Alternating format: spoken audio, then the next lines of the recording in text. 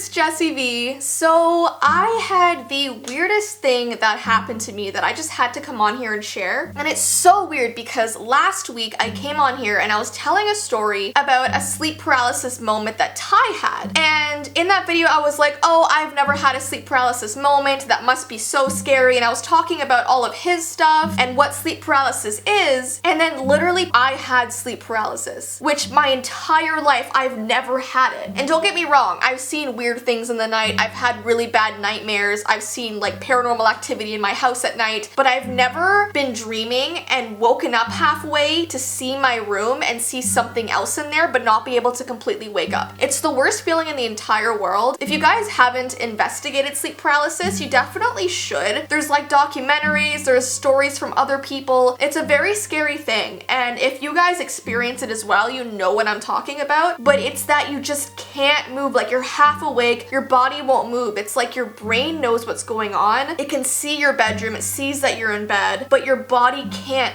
like move and get out of the nightmare you're having. So I told you before that Ty had that, and he sort of started screaming himself awake, and he saw a figure standing in the corner of the room, but he couldn't move, he couldn't wake himself up until I woke him up. So it's really freaky, and I was debating on even telling this story on here because it's not super long or anything, but it just freaked me out, and I haven't told anyone this yet. I was texting Mandy and I said, hey, I had sleep paralysis last night. Have you had it before? And she told me that one time, quite a while ago, she did have a sleep paralysis moment and it scared her, and it's so freaky. So I was like, okay, if I go on YouTube and I share mine, would you share yours as well? And she said yes. So at her house, she's gonna film a quick clip of talking about her sleep paralysis story. She's gonna send it to me and I'm gonna put it in this video after I talk about mine, just so you can, you know, hear more experiences of this sort of thing. And I know you guys love Mandy too, so I thought that maybe you'd find it interesting to hear hers. So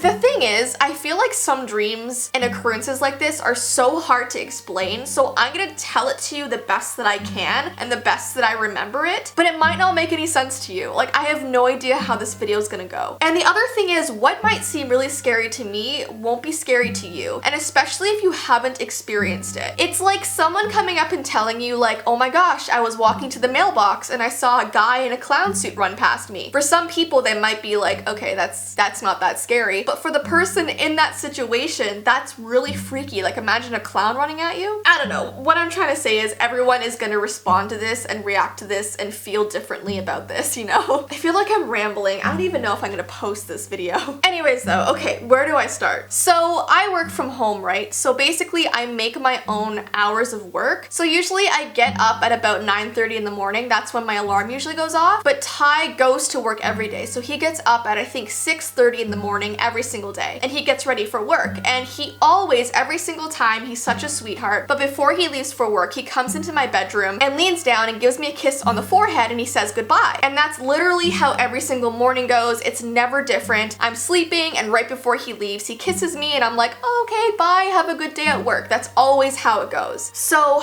this sleep paralysis dream I was having sort of mimicked that. And it was weird because in my dream, I knew I was lying in my bed. I knew it was the morning. My dog Winnie walks into my bedroom, which doesn't happen often because she's usually downstairs in the kitchen sleeping and my bedroom door is always closed. But in this dream, she walked into my bedroom and jumped up on my bed. And I have a really high up bed. So in real life, she wouldn't be able to do that either. It's just too tall for her. But in my dream, I didn't think anything of it either. And so she starts walking up my bed, and it's weird because in the dream, it's almost like I can feel her paws like over my blanket, like the weight of her body like crawling up to me. And so in my dream, I'm just lying there closing my eyes and my dog's walking up the bed. And then she does something so weird. She like walks right over my neck and starts pushing her body down like on my face. It's almost like she's trying to sleep like right on my head, which is obviously a really uncomfortable thing for a dog to do. You never want to be smothered by your dog, you know what I mean? But Winnie like just seems to be so excited and she's like licking my face. But the sensation of like her body, like almost like I could barely even breathe. Like she was that much on my face. So I started saying like, Winnie, Winnie, like please get off my face, I'm trying to sleep. And she wouldn't stop, and she kept getting heavier and heavier and like pushing me down into the bed. And this is where the sleep paralysis comes in, and it's so hard to explain, but I jolt myself out of my dream because I thought that Winnie was actually there. So I open my eyes like in real life and I see my room and I can see Winnie like on top of me. And so I'm trying to push her off, but all of a sudden Winnie morphs into Ty's face. And so his face is like pressed up against me as if he was saying goodbye in the morning, you know what I mean, before he goes to work. So his face is right here, he kisses my forehead, but he doesn't lean back to leave to go to work. He's like still there, like pressing on me. And then he starts saying the creepiest thing. So I have blackout curtains in my room, so when my door is closed and when the curtains are closed, the entire room is pitch black, even in the morning. Like you can't see anything unless you open the curtains to let the sun in. So I could really only see like the silhouette of Ty's body and face like pushing on me. And so I was like, Ty, what are you doing? Like go to work. And then he starts loudly saying over and over, the lights are off, the lights are off, the lights are off. Like right into my ear. And then he starts like stuttering it. He's like, the lights are off, the lights are off. And it's like right in my ear and he's yelling it at me and I can like see him there. And so then my body starts to realize that I'm still sleeping and I start like sweating and I can't move my body. And then finally I come to and I sit up in bed and I'm like panting and I'm freaking out and I had no idea what happened. And I know that probably doesn't sound scary, but when you're in that moment and like Winnie morphs into Ty's face and he's stuttering and saying weird things over and over again, it's just so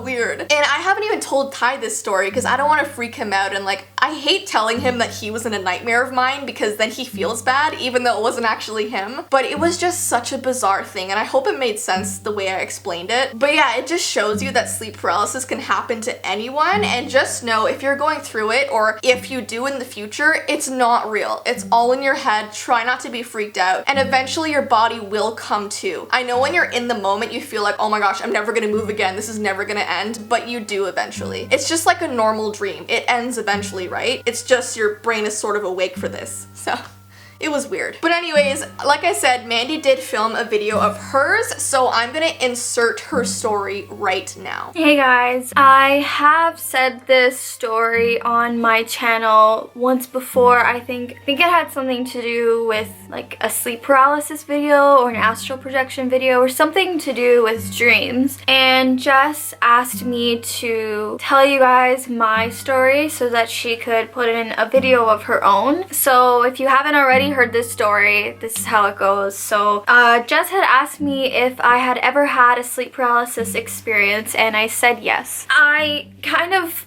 battle with the idea of, was it sleep paralysis or did it really happen? And the logical side of Mandy thinks like there's no way it could have really happened, like it had to have been sleep paralysis. And the other side of me was like, it was so real.